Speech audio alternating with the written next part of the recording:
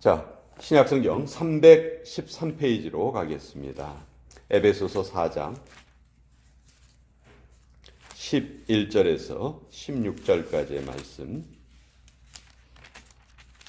교회가 어떤 곳인가, 이 말씀 안에 잘 나타나 있습니다. 에베소서 4장 11절로 16절까지의 말씀, 우리 같이 하나님의 말씀을 받들어 읽습니다. 시작.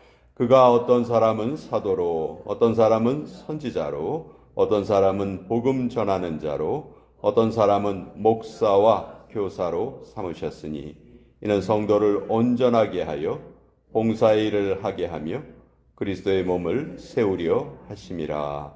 우리가 다 하나님의 아들을 믿는 것과 아는 일에 하나가 되어 온전한 사람을 이루어 그리스도의 장성한 분량이 충만한 데까지 이르리니 이는 우리가 이제부터 어린아이가 되지 아니하여 사람의 속임수와 간사한 유혹에 빠져 온갖 교훈의 풍조에 밀려 요동하지 않게 하려 함이라.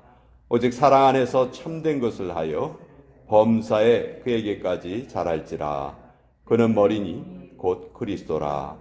그에게서 온 몸이 각 마디를 통하여 도움을 받음으로 연결되고 결합되어 각 지체의 분량대로 역사하여 그 몸을 자라게 하며 사랑 안에서 스스로 세우느니라. 하나님의 말씀입니다. 아멘. 자, 에베소서는 교회가 무엇인가, 바울이 보낸 여러 편지 중에서 교회가 무엇인가, 교회론을 배우고 싶으면 우리가 에베소서를 공부합니다.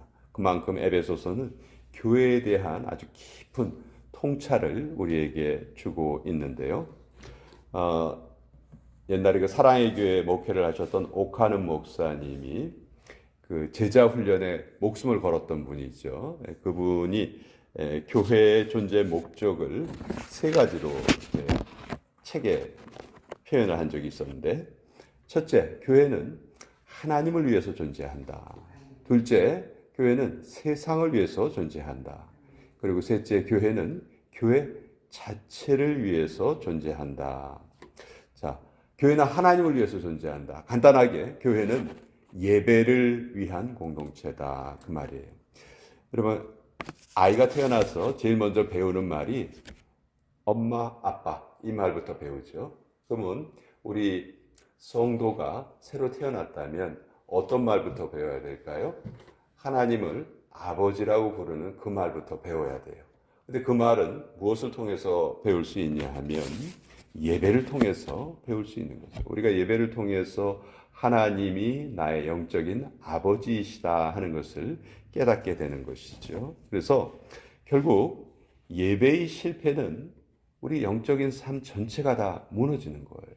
그래서 교회의 가장 중요한 목적은 예배 공동체다. 교회가 다른 일도 열심히 해야 하지만 가장 중요한 예배 공동체라는 것을 놓쳐서는 안 된다 하는 것이죠. 두 번째, 교회는 세상을 위해서 존재한다. 교회가 무인도나 깊은 산속에 세워지지 않습니다. 처음 교회가 세워진 것도 예루살렘이죠. 사람이 제일 많이 모이는 곳이 당시 예루살렘이었어요. 그러니까 교회는 세상과 단절되어 있지 않고 세상을 구원하기 위해서 하나님이 교회를 이 땅에 세우셨다는 거죠. 그래서 이 교회의 목적은 우리가 예배하는 예배 공동체요, 또 이 세상 사람들에게 복음을 전하는 그 역할을 하는 그런 공동체다. 세 번째, 교회 자체를 위해서도 교회가 존재합니다. 우리 11절에 보면 그가 어떤 사람은 사도요, 어떤 사람은 선지자로, 어떤 사람은 복음 전하는 자로, 어떤 사람은 목사와 교사로 삼으셨다, 이렇게 말하고 있죠. 자, 하나님께서 교회에 직분을 허락을 하셨어요. 사도의 직분, 또 선지자의 직분, 그리고 전도자의 직분, 복음 전하는 자, 그리고 어떤 사람은 목사와 교사.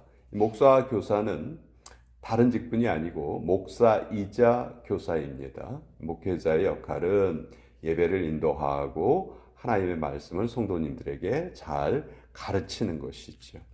자, 그것이 이제 성도를 온전케 하고 봉사일을 하게 하며 그리스도의 몸을 세우려 하십니다. 12절에 보면 하나님께서 직분자를 세우신 목적이 잘 나타나 있어요.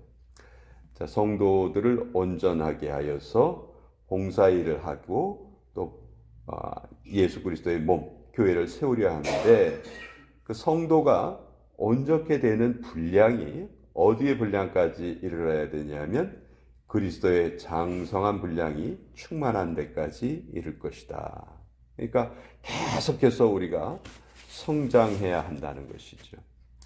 여러분, 우리 옛날에 배워서 남주냐 뭐 이런 말이 있었는데 그 아주 성경적인 말입니다. 물론 배우면 나한테 제일 먼저 도움이 돼요. 그렇지만 배워서 남을 주는 것이 지극히 성경적이에요. 우리가 먼저 하나님의 말씀을 배워야 합니다. 배운 다음에 그것을 전해야 돼요. 성숙하지 않고서는 전도자의 삶을 살 수가 없지요. 왜 오늘날 교회가 힘을 잃느냐? 우리 성도들이 배우는 일에 너무 게으르지 않느냐? 배우는 일을 좀 소홀히 하고 있지 않느냐? 그래서 힘을 얻지 못하고 있는 것 아닌가? 우리가 그것을 좀 생각을 해봐야 합니다. 자, 중요한 것은 교회가 이 세 가지 일, 예배 공동체, 또 복음을 전하는 공동체, 그리고 교회 자체를 위해서 이 세 가지 목적이 따로따로 있는 것이 아니라는 것이죠. 이것이 항상 한 가지로 모아져 있어야 한다. 그래서 우리 성도들이 샘물교회를 세우신 첫 번째 목적은 내가 하나님 앞에 예배드리는 것이다. 이것을 우리가 정확하게 알아야 되고요. 또 이 샘물교회는 이 세상을 위한 하나님이 보내신 등대와 같다. 구원선의 역할을 한다. 이곳에 와서 구원을 얻을 수 있도록 우리가 열심히 복음을 전해야 한다는 것이죠. 그리고 세 번째, 교회는 훈련소와 같다. 교회 안에서 계속해서 열심히 훈련을 받고 그 훈련 받은 대로 우리가 살아가야 한다. 그리스도의 장성한 분량에 이르기까지 우리는 우리 자신을 쳐서 복종시켜야 한다 하는 것이 바울이 알려주는 교회에 대한 내용입니다. 아직도 이 세상에 유일한 소망은 교회밖에 없습니다. 교회가 무너지면 이 세상은 무너질 수밖에 없어요. 그래서 우리가 교회의 일원이 됐다는 것이 너무 감사한 일이고 또 그와 동시에 우리는 교회의 일원으로서 무한한 그런 책임감을 느끼고 살아야 한다. 내가 오늘 살아가는 모습 자체가 이게 정말 내가 하나님을 어떻게 믿는가 그것을 가장 잘 나타내주는 표식이다 하는 것입니다.